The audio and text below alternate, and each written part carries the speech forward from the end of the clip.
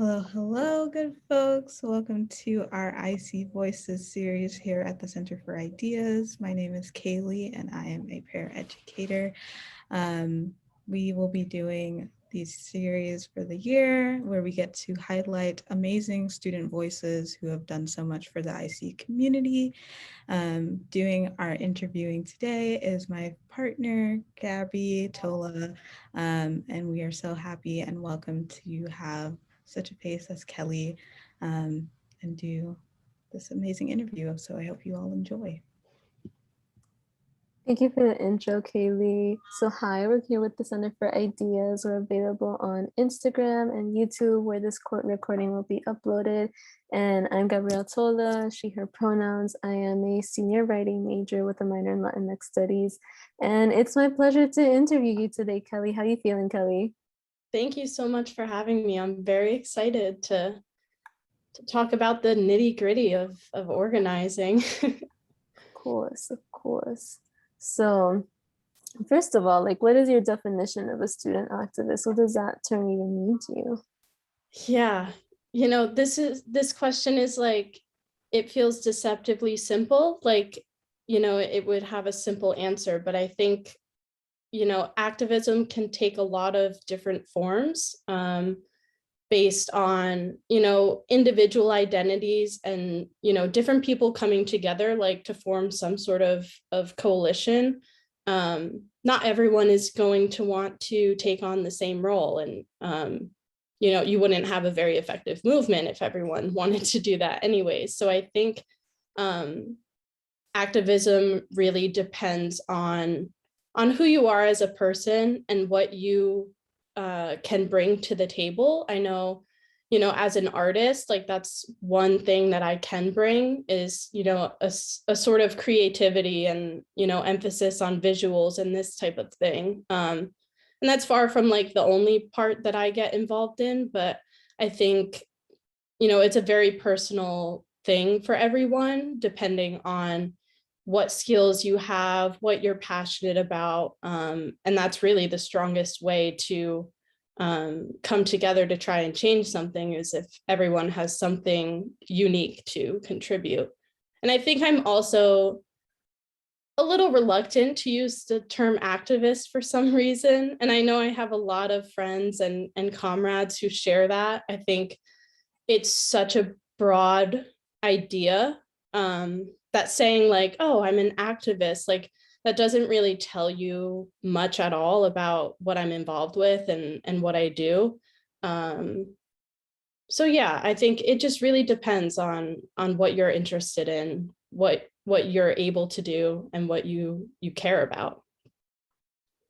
But I think, yeah, sorry. Go ahead. Rambling thought. I think what all those things may have in common is being critical of things, asking questions, being aware of things that are going on, and being involved in some capacity, whatever it may be, to try and affect some change. I think that's the one kind of connecting fiber for all these different types of activism that can exist. Yeah, I love that, Kelly. I'm really happy to hear you say that you have your nuances with the word itself, because that's definitely something that I love to always bring up whenever this comes up. It's there as a pre-facet whenever we have these conversations, but activist doesn't really tend to hold the accountability of what the act is supposed to mean, what the word is supposed to mean. And there's a lot of activism that tends to get there's a lot of sub features in activism that tend to get watered down and just commodified as a label, as an identity that people then tend to take on and appropriate and not even really put the action behind it. So I love that. I love that you say that. And because you say that also, we want to hear what projects you were and are involved in, what facets of identity you feel apply to you under the term of activist and student activist. Yeah, so I think I've been most involved in the Open the Books campaign here at IC. I got involved around December last year, so almost a year now. which is kind of crazy to say. It's been such a long time, and the movement really like gained momentum in the beginning months, and then we're at like a totally different stage right now. So my role is looking very different from what it was early on, but all this stuff is so new to me, and I think now that we've kind of lost so many people, I'm in a position where I'm taking on more than I was before. And just this kind of like imposter syndrome, I guess, where it's like, I have no clue what I'm doing. But, not using that as an excuse to not do anything. So just kind of collectively like stumbling our way through it, which can be a really, meaningful experience. But I'm also involved in this online community called Anti-Capitalism for Artists, which is also like a very recent thing for me. And it's really just a space made to foster community and try and work towards fostering class consciousness among artists, which I fell in love with, like this idea when I first like found this organization. And just the way that it's run, like the people I've met have been so incredible, and it's really nice to kind of mix something that's more like awareness raising and like trying to inform and educate people with like more like immediate local on the ground efforts, because it's like those are two like very different things and they can often go hand in hand. But I think it's been really transformative for me to be involved in two different things in two very different capacities. And I've also gotten involved in minimally in things like in the local Ithaca community, as far as like counter protests among like against white supremacists and all sorts of things that have been going on in Ithaca. And that's something that I definitely am pushing myself to do more of, because it's very easy to get kind of swallowed up by things that I see, but it's nice to kind of remember that I see is just one part of the local Ithaca community, and that, the issues here are not somehow in like this isolated sphere from everything else like going on around Ithaca. So yeah, I think I'll stop there. Thank you. Yeah, it's really important to not get swallowed up in the life of just the campus community, because we do take up space, not just on native land, but also in a local community. And we absolutely extract from it. So I'm very happy I did not know that. I'm very happy to hear that you're also involved with the local community. And to further like emphasize, not just getting wound up in the IC business, for any freshmen listening to this, would you be able to expand a little bit on the work for IC Open the Books for anyone who may not be that well aware? Yeah, sure. So basically, within the past couple years, IC has been creating this plan for Ithaca Forever, their strategic plan. And under that is the academic program prioritization process, which was implemented last year. And essentially it involved cutting 116 FTEs, or full-time equivalent, which is a position, not a person. And it's been very difficult to try and get the actual numbers of people fired, because in higher education, they use this term FTEs instead of telling you like how many people are losing their jobs, because multiple people can make up one FTE. It's very confusing. So I'll try not to get too much into the jargon, but yeah, essentially they cut a bunch of faculty, staff, and staff layoffs have been happening even before the APP. That's very much been a problem that existed before this, but I believe it was 256 staff total. And then also a number of programs. There are different types of mergers happening, like really just a restructuring of the college itself, based on what the administration claims to be, we're not hitting like enrollment targets, and Ithaca College as an institution, its business model relies on making money from students' room and board, from meal plans, and so COVID very much exacerbated any financial issues for the school, because they depend on that revenue that was not coming when students were not living on campus. So it can get really complicated the more you get into all the data and things. But I guess I can talk more from like the open the books perspective. We started, I want to say things were starting around November sometime last year. I wasn't involved when it was beginning, but it was started by members of SLA, or Student Labor Action. And it kind of grew and grew from there, just asking the school or demanding that the school slow down the process, stop the APP, and reassess all the assumptions that were going into that this is going to be the solution for Ithaca College to get out of this like financial crisis.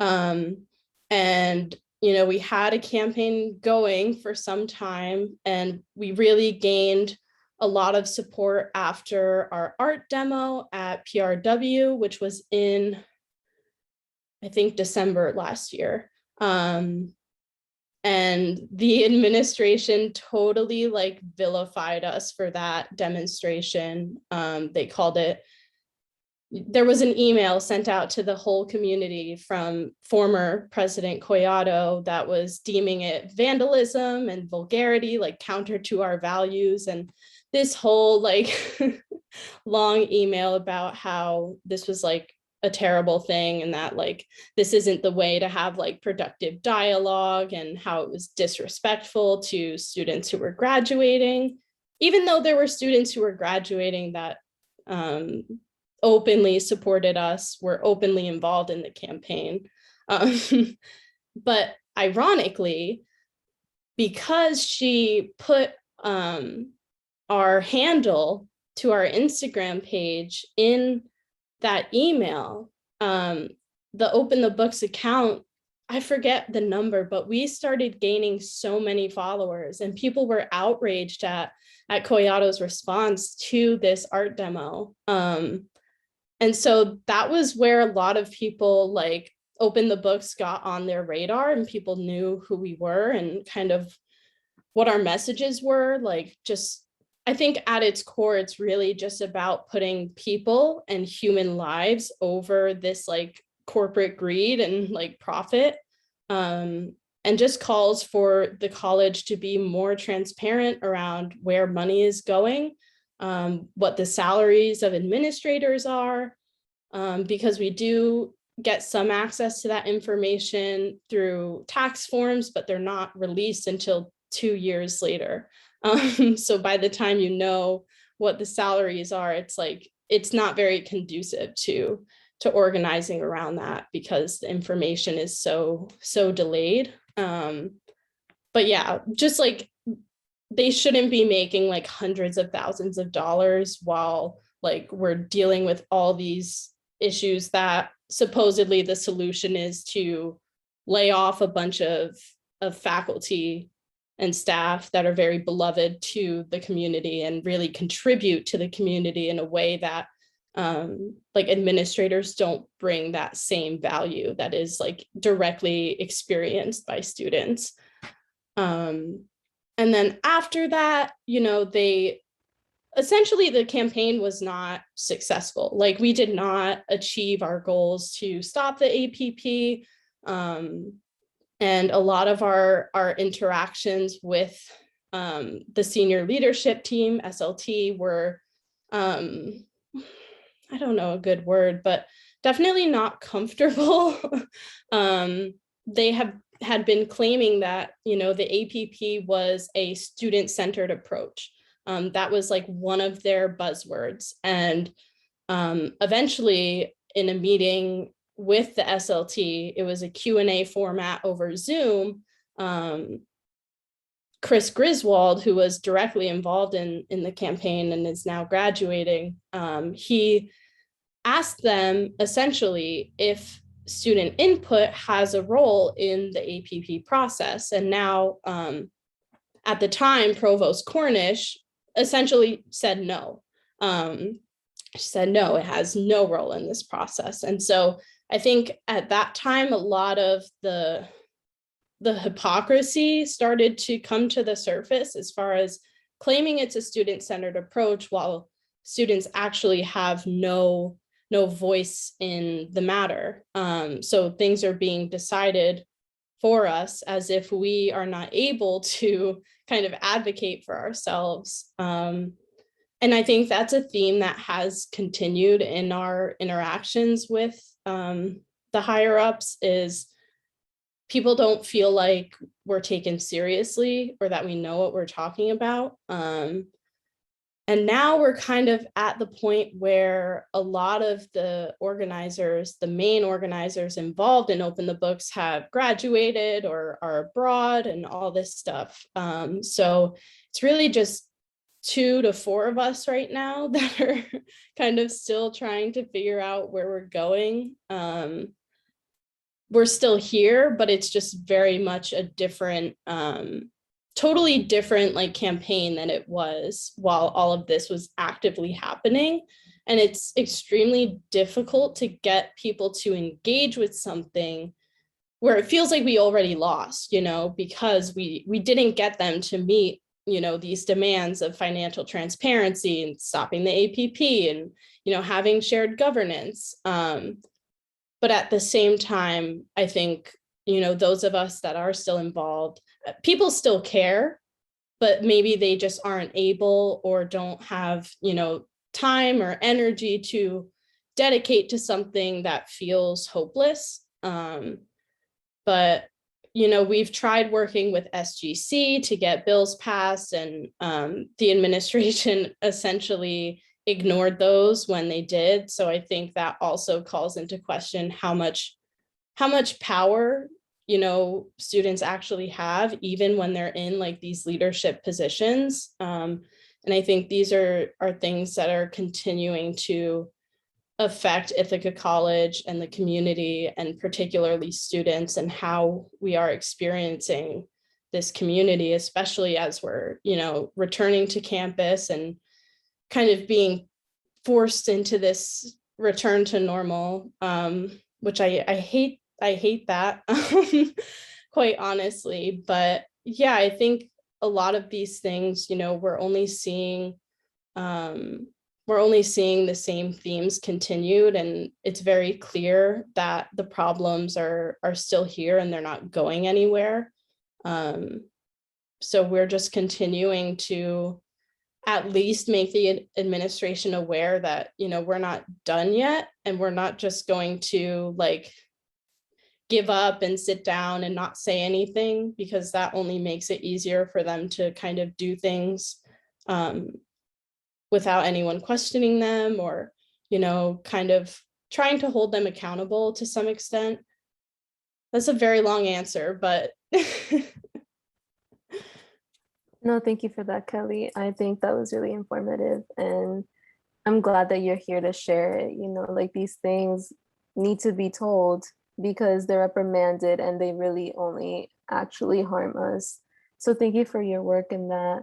I would love to hear more about your positions, not just in IC Open the Books, but also anti-capitalism for artists, your local involvement, and how you balance work, personal life, and activism when it comes to, your schedule and all the things that you do. Yeah, I think the short answer to that is I don't there's no balance for me. Yeah, and that's very much a real problem for, many organizers, not just myself. It's very easy, especially when you have less people involved. It's very easy to want to just take on more. But I think it's also interesting because, we're resisting capitalism. We're opposing capitalism, and capitalism is what produces this drive for productivity. So, we can end up kind of letting these things permeate these spaces in a way that kind of just reiterates exactly what we're trying to oppose. So That's something that's very much been on my mind lately, and trying to kind of step away from that and, think about organizing work as, yes, it's meaningful, and like, yes, like we want to be doing things, but we can only do so much, and like recognizing what our capacities are. And that's like definitely a really big thing in anti-capitalism for artists. Like, I'm part of the social media and web team. And, right from the get-go, like they were very clear, like, we don't want this to be stressing anyone out. Like, if it's not in your capacity, like just let us know, and like we will, like everything is very flexible. But it's also a totally different dynamic because, something like Open the Books, like there are specific like timelines and constraints on time, whereas with something like anti-capitalism for artists, there's not. So we have that like freedom and flexibility to say, it doesn't matter if this gets posted today or tomorrow or next week, as long as, it gets done eventually. Whereas with Open the Books, it's like, there's constantly like things happening that we want to stay on top of. So yeah, it's very different, but I think getting back to, this idea of productivity and trying to balance things. I think honestly, organizing has become the most important thing in my life for a number of reasons. And so I think it used to be school for me, for sure. But I think I've kind of, through these campaigns, it's like I'm starting to see how all these problems kind of have affected me, and why I've kind of strived to do so well in school, and how, that's all affected by dynamics of capitalism, and, how I'm very much like internalizing those things and, putting all these like standards and expectations on myself. So it's been very interesting to see kind of my attitude towards school kind of totally transform as I'm doing all this work, because I'm like, what am I really doing here? Like, if I'm at an institution that's just trying to like churn out workers, and like instead of like truly valuing like intellectual thought, which is like why I'm here, like why I decided to come to college. It's like, well, what am I really doing? Like, do I want to be like a pawn in that game? So I think, I can't just drop out either, which I definitely have thought of a few times, but no, I'm still here. And I think, I don't crave that balance in the same way that I did before, between school and work and organizing. I mean, I'm also in a very privileged position to work is a choice, not a necessity for me. And I know a lot of college students are not in that position. But I feel like if I am in that position, then I might as well put more time into organizing, into something that may, benefit other people, and not just, for my own like personal goals or like career, whatever. So yeah, I don't have balance, and I think I'm at a point where I'm okay with it. Because I think right now, with Open the Books, it's mostly Julia Macklin and myself kind of taking on a lot of the things right now. And, she and I have become very good about accepting that, our campaign right now is not going to be the same campaign that it was last year. And kind of giving ourselves a little bit of grace, not feeling like we have to replicate, what was going on, because, the terrain has shifted, things are different now.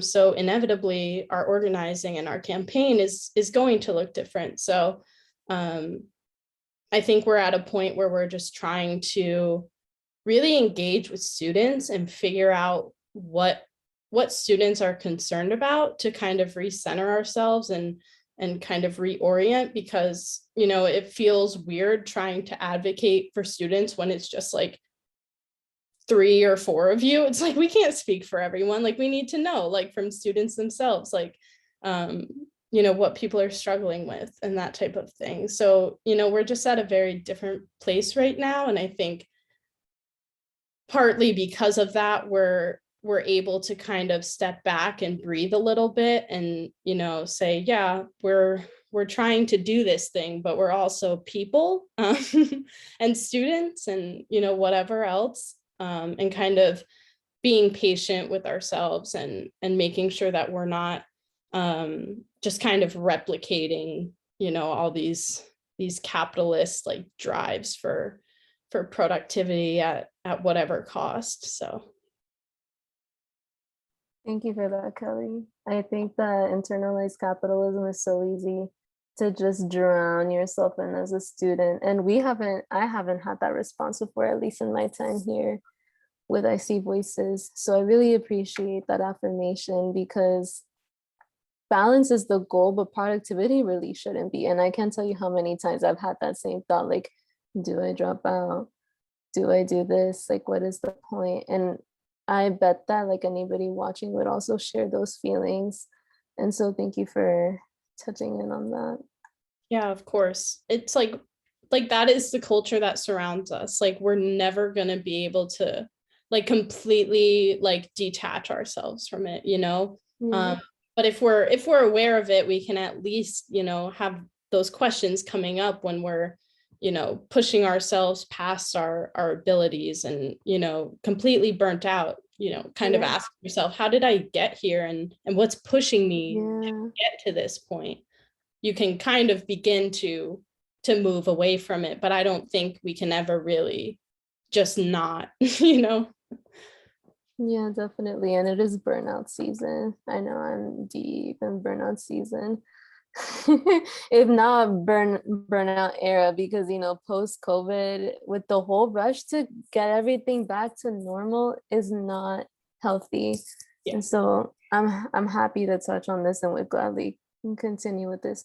But we do have some additional questions for you, because I'm interested in hearing about your past and history with activism and what kind of inspired you to go towards this direction and what to get involved with these specific movements. Like, what led you to finding them?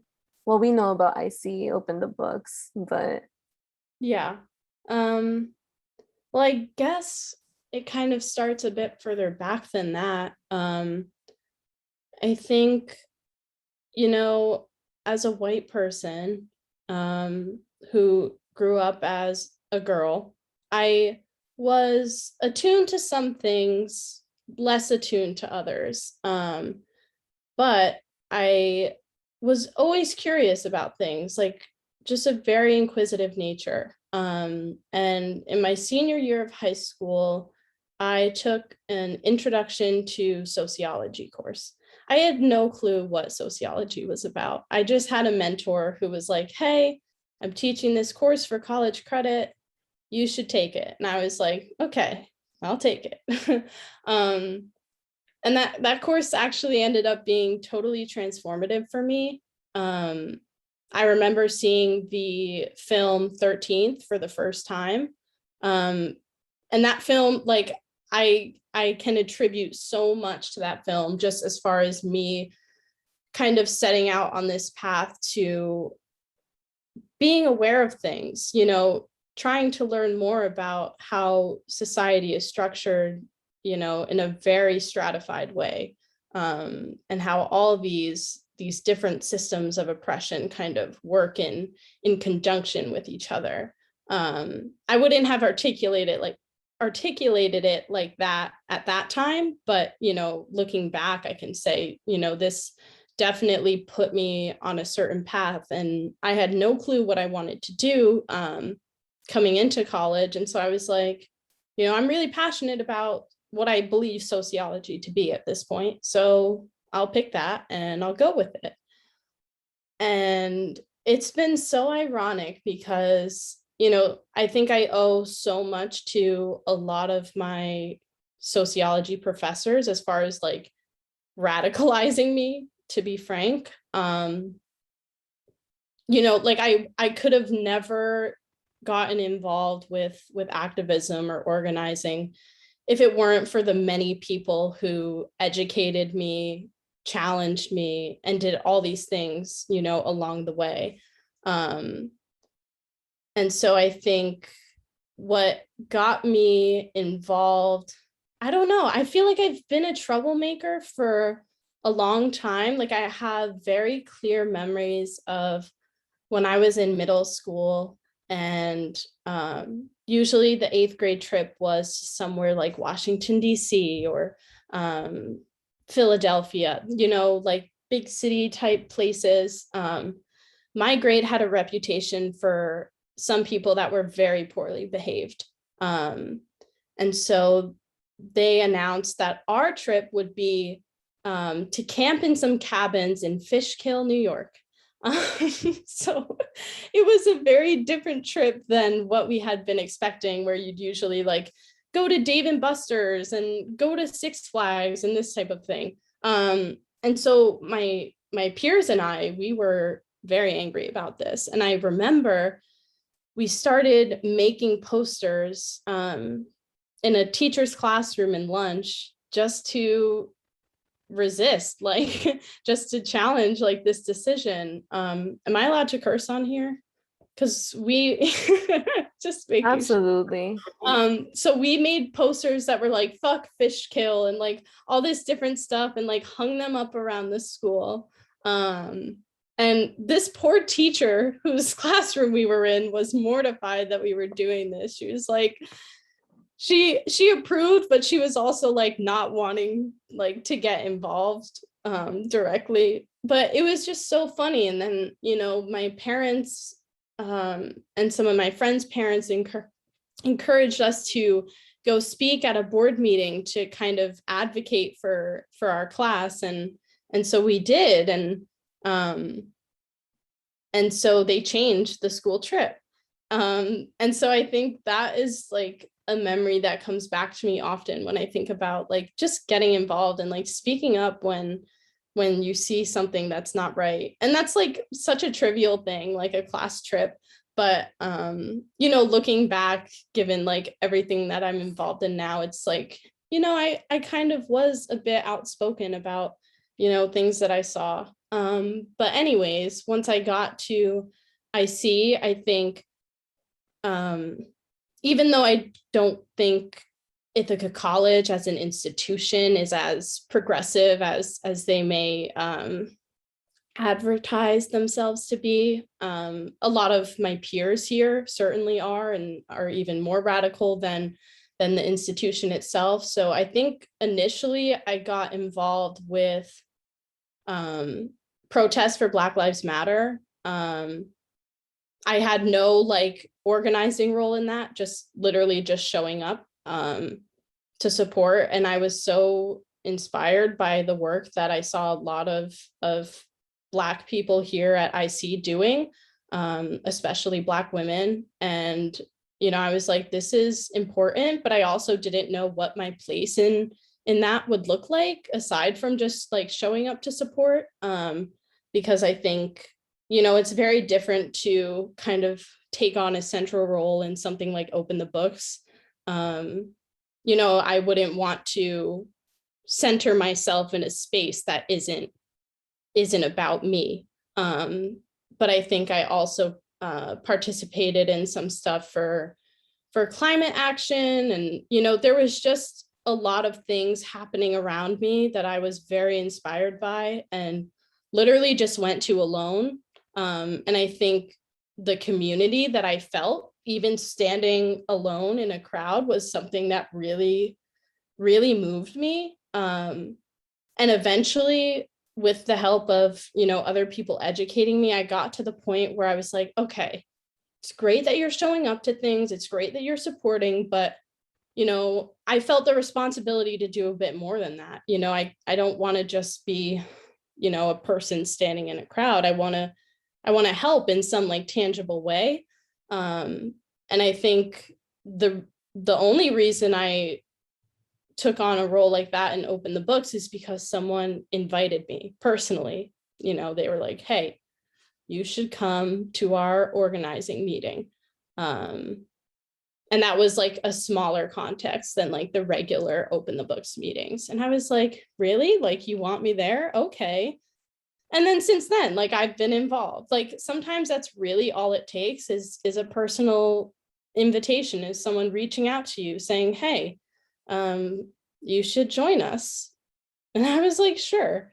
And it sounds so simple, but I think just like developing those connections and relationships and bonds is like such a central part of, you know, the work that I'm involved in, to me. And I think as far as anti-capitalism for artists goes, I also found that through peers. Like, it's amazing because I had no clue this thing existed. And then, you know, someone put me onto them and I found it, and I had been following them for a while, just kind of engaging with their posts, going to a couple of events. And then eventually they were like, hey, we're doing interviews for like all these positions. And I was like, I guess I could apply. Like, and I applied not only for like social media stuff, because I'm interested in that, but I'm also interested in graphic design. And so, you know, I ended up on the social media side of things, but it doesn't hurt that, you know, I'm keen to things of graphic design, because that can kind of help. So yeah, I guess I just want to emphasize like the power that there is in meeting people and like being in spaces and community with people who are already doing this work. Because if I hadn't ended up in those spaces, you know, I don't know where I would be today. And so it feels weird to honestly like try and take credit for anything, because I'm like, no, like, it's really all these other people that have brought me to this point, that have checked me when I've said things that are, you know, incorrect or misleading. And I think, yeah, like, I just feel like I should personally go and thank every single one of them, because I'm like, I couldn't have got here on my own. And I think that says so much about organizing itself. Like, I used to very much be like, keep to myself, like hate group projects, hate collaborating. And then I was putting myself into situations where I really had to work on myself and kind of address those things, in order to do something meaningful. And now I'm like totally different, but you know, it's not even really about me in a way, if that makes sense. Yeah, it takes a village. That's at the root of all this work, right? Yep. Capricorn or Gemini placements between you and me. How did you know? I'm also a Gemini rising, and I'm also an astrologer. We don't got to get into this because I'm on the clock, but Yeah. I had to interject with that. But because we're talking about community, I want to know, who do you hope to reach with your activism? Yeah, I guess that looks very different depending on which type of activism we're talking about. Like, as far as anti-capitalism for artists, it's so broad. Like, if you're an artist and you're maybe questioning what capitalism is doing to you, and how it's influencing your practice, like, that's as much as we need. As far as open the book stuff, I guess mostly IC students, but not even just IC students. I guess the entire IC community. But then when I say that, I'm like, well, no, because at the heart of Open the Books is kind of a critique of what's happening across higher education as a whole. It's not just IC that's like having these challenges and problems. So that's a difficult question to answer. Anyone who's willing to engage, honestly. Like, I think that's something that's kind of been central to not only Open the Books, but Alumni Against Austerity, like, especially in the research sessions that we kind of organized, where people would do some readings and then show up to a session to discuss them, moderated by someone who's involved in the cause.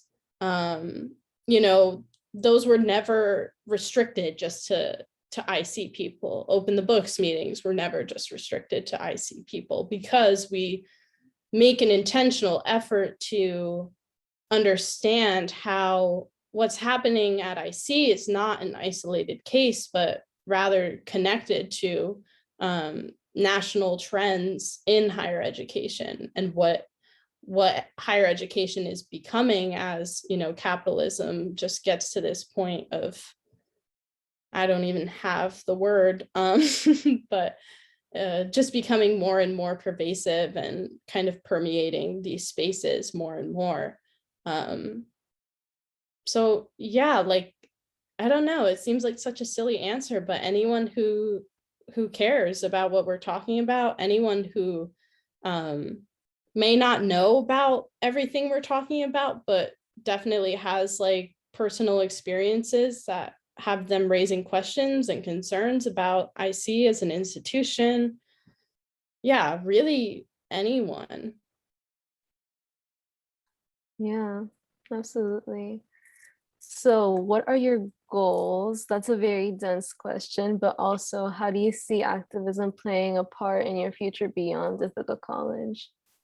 I don't know which one of those is the more difficult question.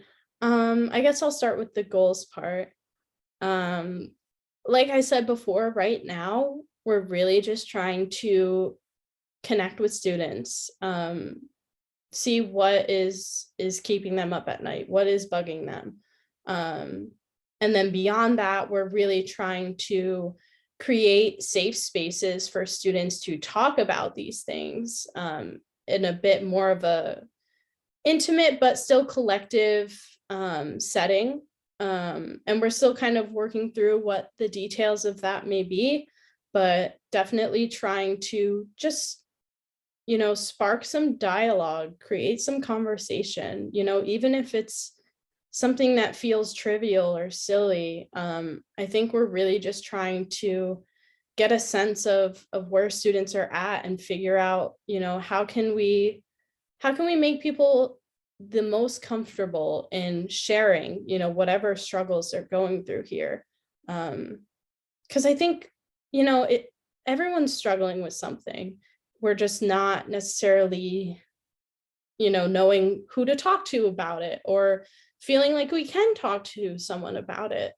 So I think that's like really the number one thing for us right now, just trying to make sure that those conversations happen.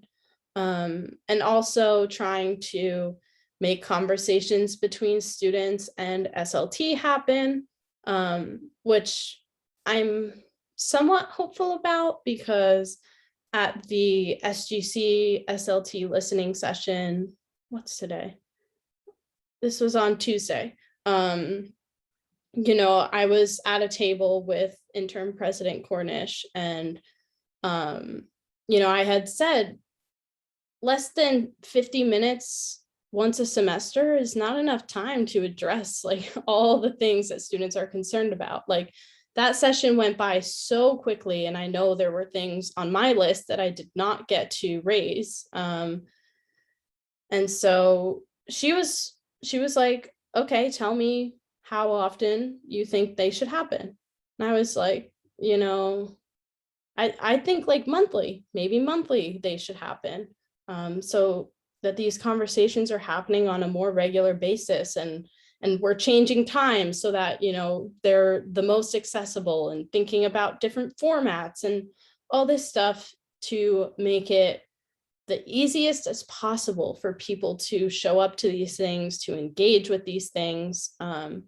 Because I think it can be very intimidating trying to talk with SLT just based off like interactions they've had with students in the past. So I think when you're in that more like collective setting where, you have your peers right next to you, like there to support you and all this, it makes it can still be intimidating. Like, I won't lie, but it's not as scary as it can be to, walk into a one-on-one meeting with an administrator where there's clearly a power dynamic that's affecting that conversation. So hopefully she delivers on that promise. I'm pretty hopeful though, because she seemed pretty certain in that it would be something feasible to make happen. So what was the second part of the question? The second part of the question was, how do you see activism playing a role in your life beyond AC? Yeah, I'm not so sure. I think it's kind of like I can't ever go back to not being involved in something in some capacity. Like the toothpaste is already out of the tube. I can't I can't put it all back in. But I think it really depends on where I'll be after IC. And that for me is totally up in the air. I have no clue like what I want to do. And I think a lot of this is because of my disdain for capitalism. I'm like, I don't want to just like get some job. But also I do have to recognize the reality that I will need to. So yeah, I mean, I guess, I'm also not sure if I'll do any more schooling after this. But I'm sure if whatever institution I find myself in, there will be similar problems that there are here at Ithaca College. And so I don't doubt that I will be outspoken about those and kind of trying to rally people to be the same, or to, contribute something to speaking out against that and challenging that and trying to affect some change. But yeah, it's really totally up in the air. But yeah, I can't see myself stopping after IC, because like I said, like these problems are so much bigger than IC. And I know, even if I was to like transfer last year or whatever, like these problems, I'm gonna run into them. Like they're not something you can just like run away from. And so I think I'm pretty committed to continuing to confront them, because that's really like, I see no alternative. Like just ignoring things like doesn't work for me personally. So I will continue to be annoying. And I pride myself. You're funny. Yeah. Never annoying. That's never annoying. It's necessary. And I bet that a lot of people share the same feelings as a senior. I share the same feelings. I don't want to play in this little system anymore. And even sharing that thought collectively and acknowledging it can be a great sense of comfort for a lot of us. And so thank you for sharing that, because people will try to say otherwise, but deep down, we don't want to work. We're exploited. Oh, for sure. Yeah. And there's no way around it. Like no matter where you end up. It's the elephant in the room, you can't really. Yeah. And so we like to end these interviews always asking, what's your call to action for Ithaca College students?